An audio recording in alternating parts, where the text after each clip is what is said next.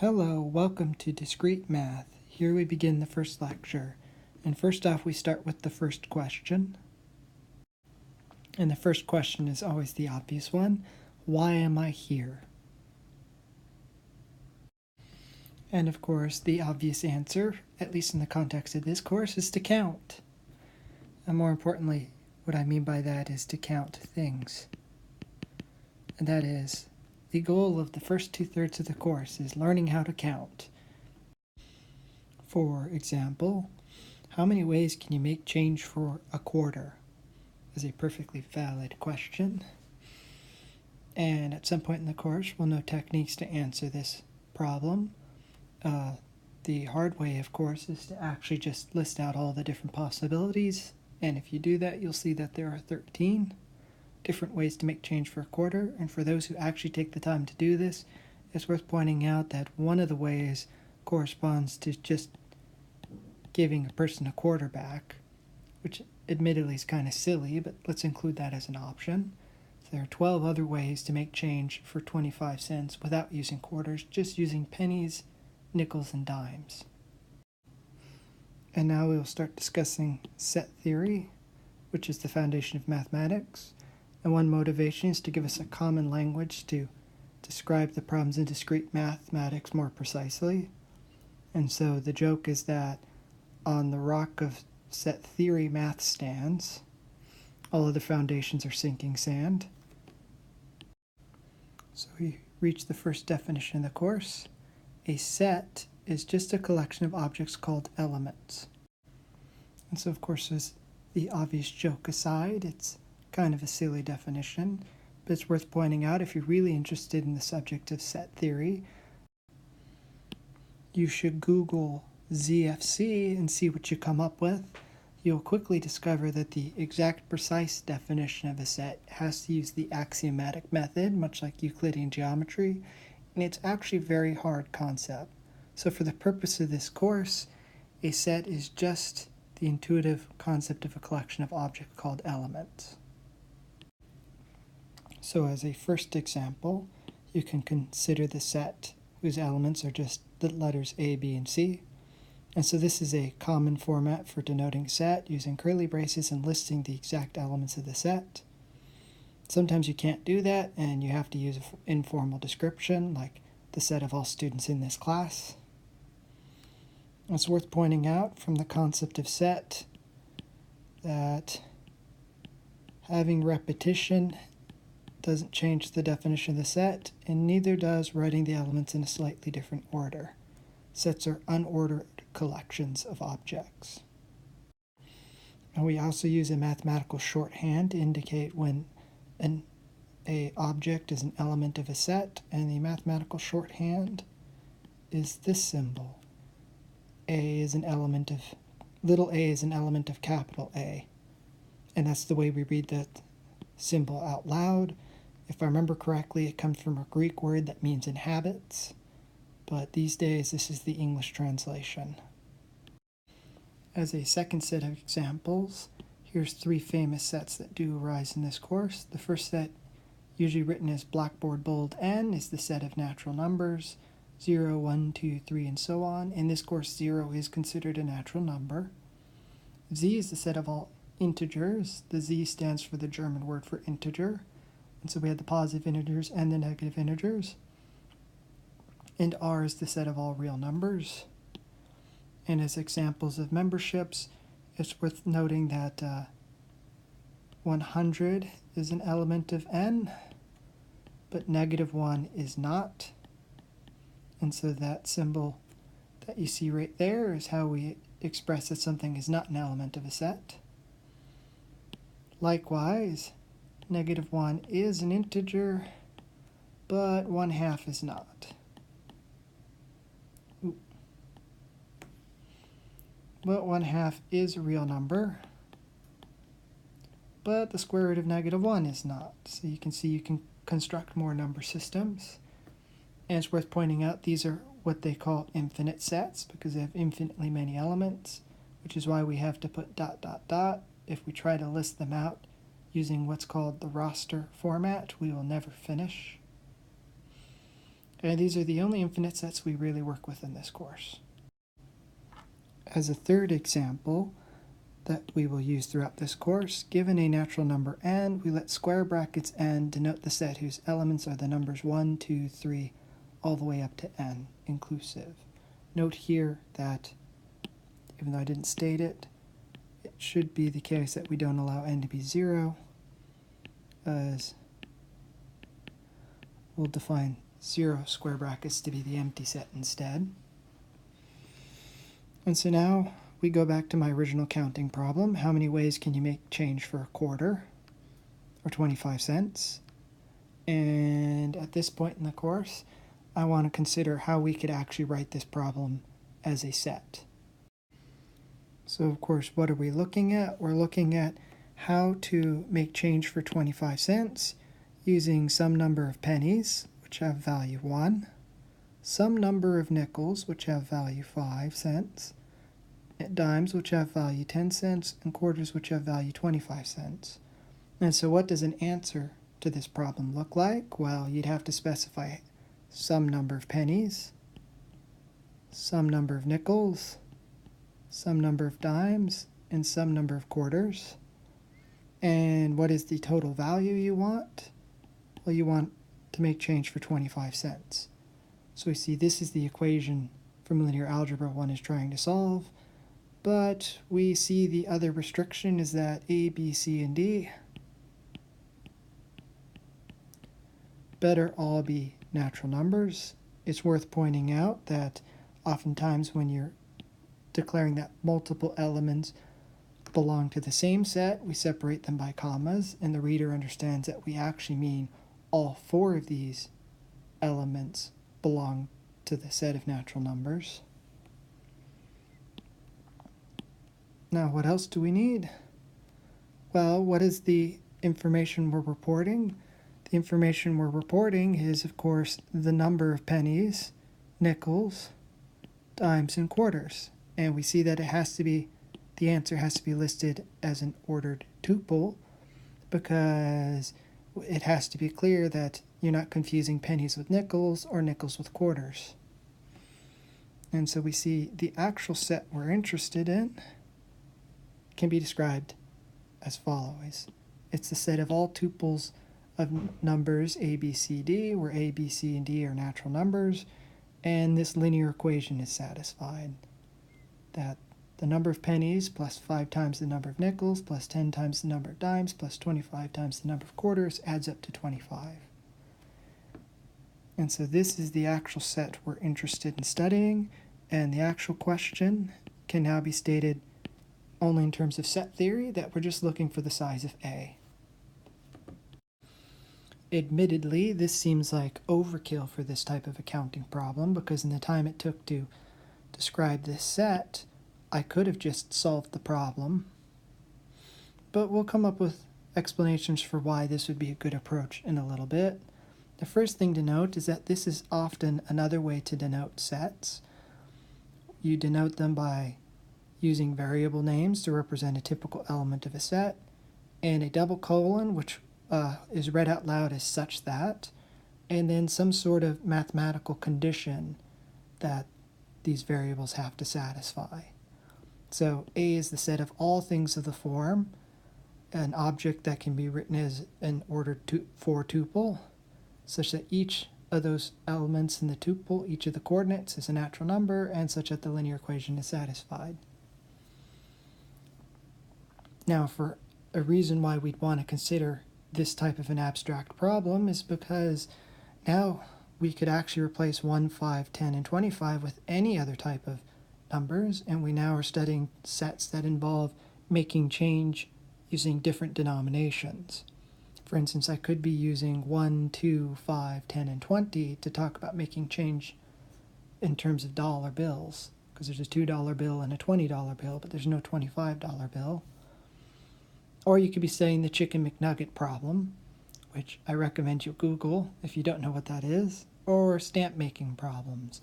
So we'll see these problems all later in the course, but the point is they all could actually be understood mathematically as studying the size of a set.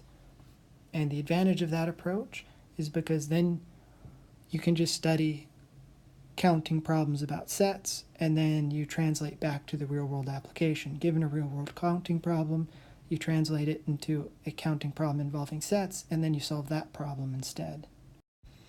So now we come to the all-important question for the first half of the course.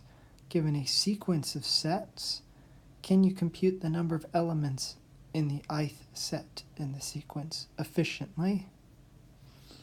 And so, of course, as a tongue-in-cheek answer on an exam, you could actually cite the following theorem, which, as far as archaeologists have determined, seems to go back 20,000 years, possibly before then, which is that the number of things that you want to count is given by counting each of them up one by one. So the number of elements in the set is just the sum over all elements of the set, each element weighted once. Not exactly a useful theorem, so the goal is to try to beat this theorem and to get a formula that's quicker to calculate. Because if the size is 1 billion, you don't want to be counting 1 billion things one by one. So now we discuss what counts as an answer in this counting class.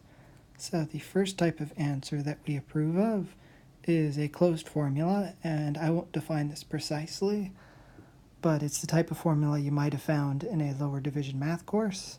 So examples would include an exponential function. This is an answer to the counting problem. How many bit strings are there of length I? It's 2 to the I. Another example would be a polynomial. So this is an example of a polynomial, which also happens to count the number of ways to pick your 2 favorite movies out of a set of I movies. And for closed formulas, we also count the factorial formula, which would be the number of ways to line I students up in a row, assuming that you have no twins in the course. And so if you haven't seen factorials before, the factorial is defined to be the product of the first so many positive integers, where 0 factorial is defined to be 1. The next type of answer we usually accept in this course is a recurrence relation, which is some sort of formula where you compute the number of elements in a set as a function of the number of elements in previous sets you've already counted. So for instance, the Fibonacci numbers happens to have the recurrence relation that the nth Fibonacci number is the sum of the previous 2, and the Pell numbers have the formula that the nth Pell number is twice the previous one plus the one before that. And so it turns out lots of combinatorial problems actually have recurrence relations as solutions. In fact, technically the factorial function could be defined recursively, but for whatever reason, we've always chosen to consider it a closed formula. Finally, the last type of answer, which we will study somewhere around the midpoint of this course, is to find a closed formula for what's called the generating function. So this is a infinite power series. If you've taken Calc 2, you're probably familiar with this definition. If not, we'll review it at the proper time, where the nth coefficient of the power series is the size of the set you're looking for. So the goal is to recognize that this power series is actually the Taylor series of some sort of well-defined function you'd recognize from Calc 2. For example, if you actually look at the problem of making change for n cents in terms of pennies, nickels, dimes, and quarters, then it turns out that if you group that counting problem, so it's a different counting problem for every n, but if you consider that sequence and make it the sequence of coefficients of this power series, then it turns out that's actually the Taylor series of this rational function. And that is a closed formula, because then you could get out the computer and get it to compute the 100th derivative of this function and evaluate it at 0, and that gives you all the ways to make change for $1, using only pennies, nickels, dimes, and quarters. And so this type of formula seems mysterious the first time you see it, but it turns out it's actually useful. Now, of course, one obvious question is why we bother with three different types of answers in the first place. And that's because there are certain types of problems where you could actually answer the problem using all three approaches. In fact, as we will see, problems involving linear recurrence relations actually have solutions where there are closed formulas and a closed formula for the generating function. However, there are counting problems where we only know how to solve the problem with one of the three methods, and we can actually prove that you cannot solve the problem with the other two. So only one of the three approaches works. And so thus, it's actually really good to know how to use three different approaches. And likewise, the three different perspectives sometimes give you different information about the counting problem, and different approaches for actually computing it. Finally, to end this lecture, we discussed two more definitions about sets that we're going to need. The first definition is subset. So one set is a subset of another set if every element in the left set, in this case A, is also an element of B. So how do you actually show whether or not something is a subset of another? Well, you look at an element of A, and you ask yourself, is that element also in B? And so you have to check. So is A in B? Well, if it is, then we're happy, and we move on to the next element. So let's suppose it is for this example. Then you look at the next element of A, in this case little b, and ask yourself, is little b in A? And for giggles, let's just assume that this was B. And then we see that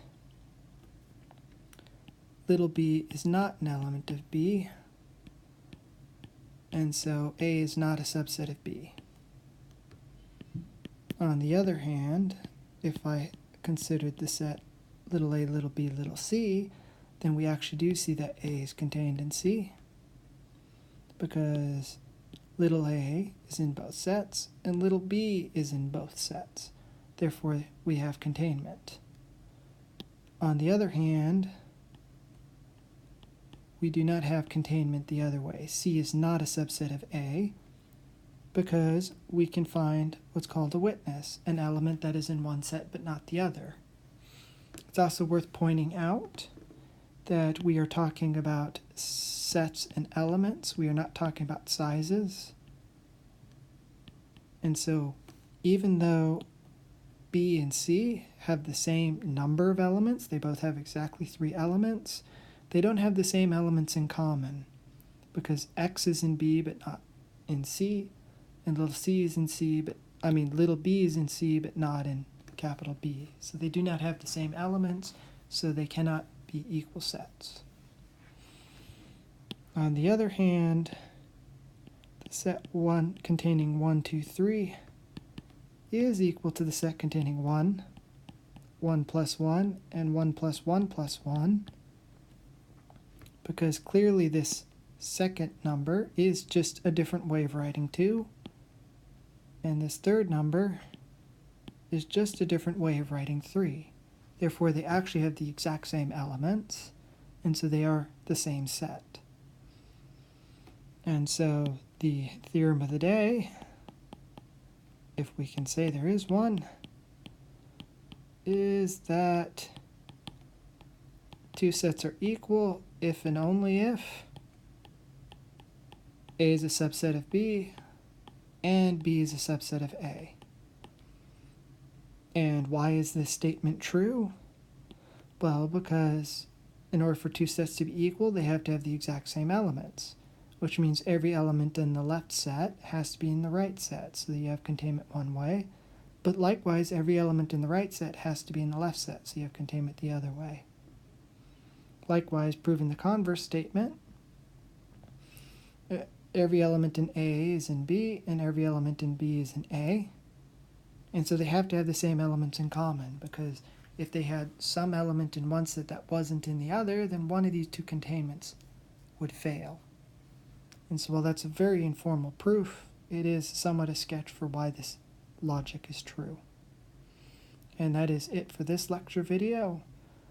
Next, we will talk about unions and the addition principle next time.